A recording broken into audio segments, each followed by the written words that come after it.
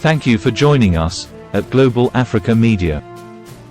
Long before European explorers set foot on its soil, Gabon was a land steeped in ancient traditions and cultures. The Bantu people, who began settling in the region in the 14th century, were among the early inhabitants.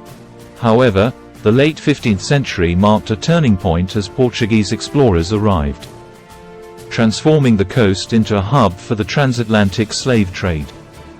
In the early 20th century, Gabon's fate was irrevocably altered, when it became a cornerstone of French Equatorial Africa, a federation that included Chad, the Central African Republic, then Oubangui-Chari, and the Republic of the Congo.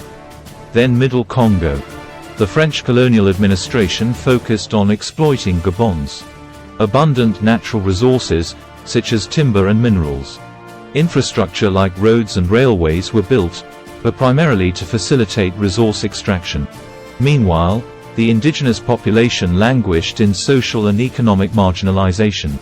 The winds of change began to blow in the mid-20th century, as decolonization movements gained momentum across Africa. On July 15, 1960, France agreed to grant Gabon full independence. Just over a month later, on August 17, 1960, Gabon officially became an independent country. This was a momentous occasion, marking the end of nearly a century of French colonial rule. Since gaining independence, Gabon has faced various challenges, including political instability, economic fluctuations, and social issues. However, it has also made strides in sectors like education, healthcare, and infrastructure development. The country is known for its rich biodiversity and is one of the most prosperous nations in sub-Saharan Africa, largely due to its oil reserves. Average income per capita is one of Africa's highest. But oil wealth is held by only a few. Most Gabonese live in poverty. Gabon has a rich and complex history that dates back to ancient times. Little is known about Gabon prior to European contact, that is basically the European perspective. It was believed that Bantu migrants began settling in the area in the 14th century, and Portuguese explorers arrived in the late 15th century. The coast became a center for the transatlantic slave trade, with European slave traders arriving in the 16th century. France established a protectorate over the coast in the 19th century, and the country became part of French Equatorial Africa in 1910. French Equatorial Africa 1910 to 1958. French Equatorial Africa, AEF, was a federation of French colonial territories in Equatorial Africa, consisting of Gabon, French Congo, Oubangui-Chari, and Chad. Established in 1910, its administration was based in Brazzaville. The Governor-General had deputies in each territory. In 1911, parts of the territory were ceded to German Cameroon due to the Agadir crisis, but were returned after Germany's defeat in World War I. The federation was dissolved in 1958 when the territories voted to become autonomous within the French community. The region had a similar concession system as the Congo Free State, and atrocities were committed there as well.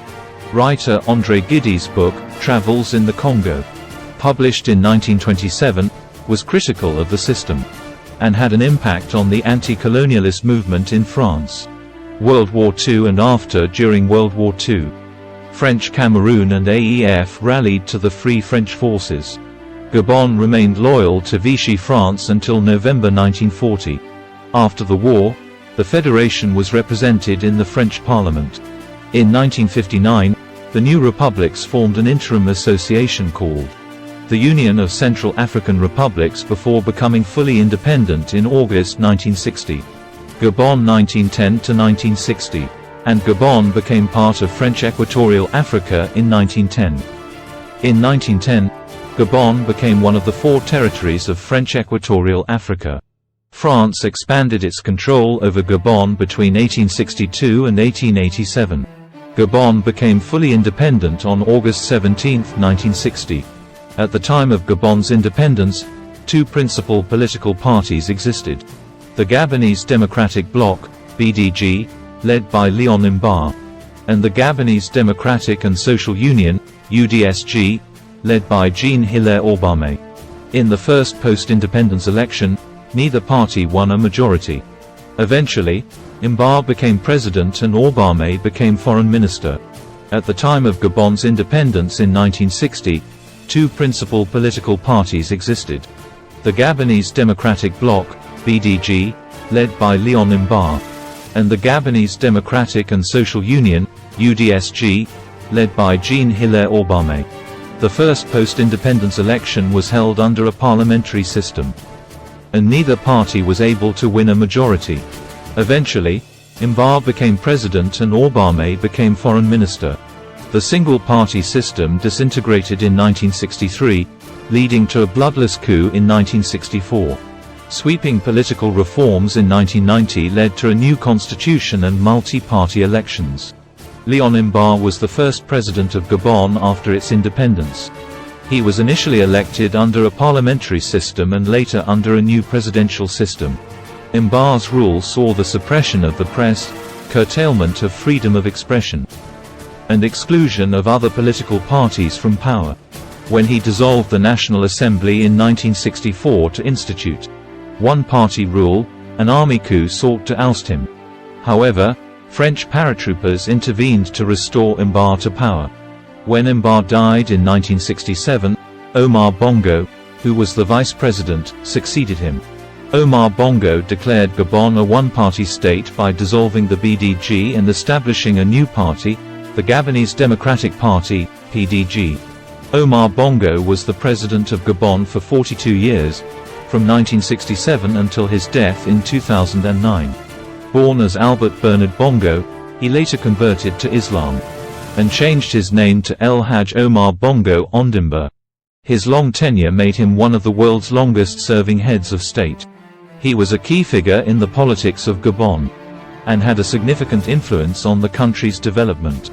Bongo was born on December 30, 1935, in Lawai, French Equatorial Africa, now Bongoville, Gabon.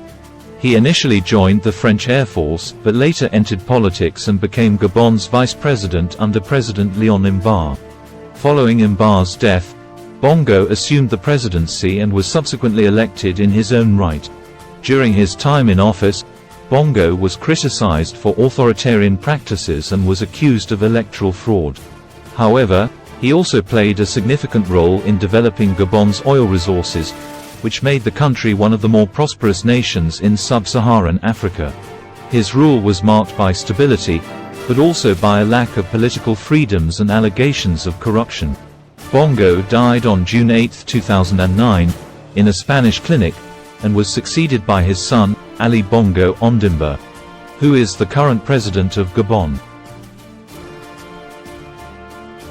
Omar Bongo's presidency was a complex and multifaceted one, characterized by both stability and controversy.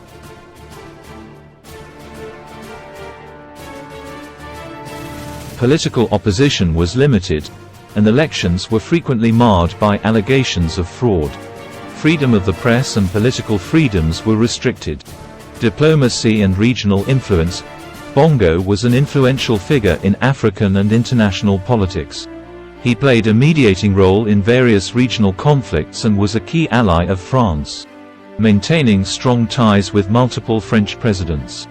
His presidency was marred by allegations of corruption, including embezzlement of oil revenues. Bongo and his family were often accused of using the country's wealth for personal gain. While he brought stability and economic development to Gabon, his rule was also characterized by a lack of political freedoms, allegations of corruption, and the concentration of wealth among a small elite. After his death in 2009, his son Ali Bongo Ondimba succeeded him, winning a disputed election. The Bongo family's continued rule has been a subject of both support and criticism within Gabon.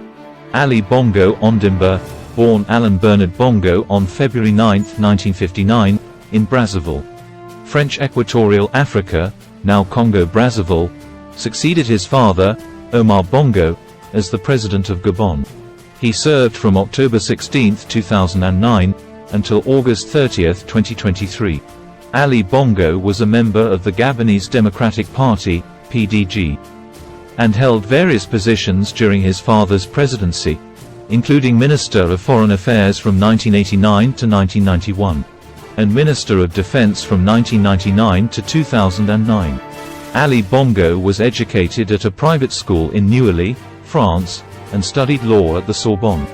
In 2018, he received an honorary doctorate of law degree from Wuhan University in China.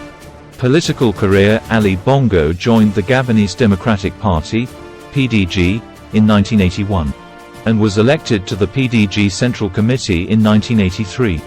He held various roles, including High Personal Representative of the President of the Republic from 1987 to 1989.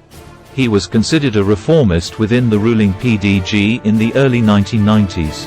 He was chosen by the PDG leadership as the party's candidate for the presidential election held on August 30, 2009.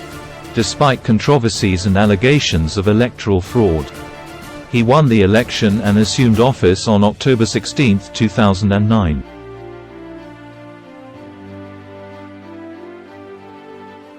Ali Bongo was re-elected in 2016 in elections marred by irregularities, arrests, human rights violations, and post-election protests and violence.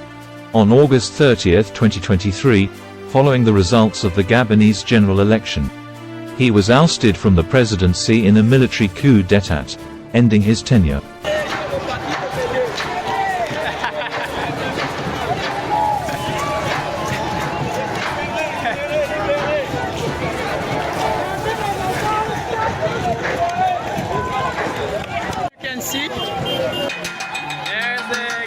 Population trying to enjoy the freedom, because most of the people were very angry with the old government.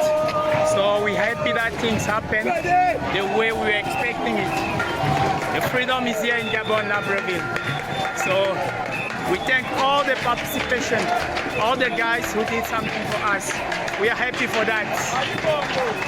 Long life for Gabon!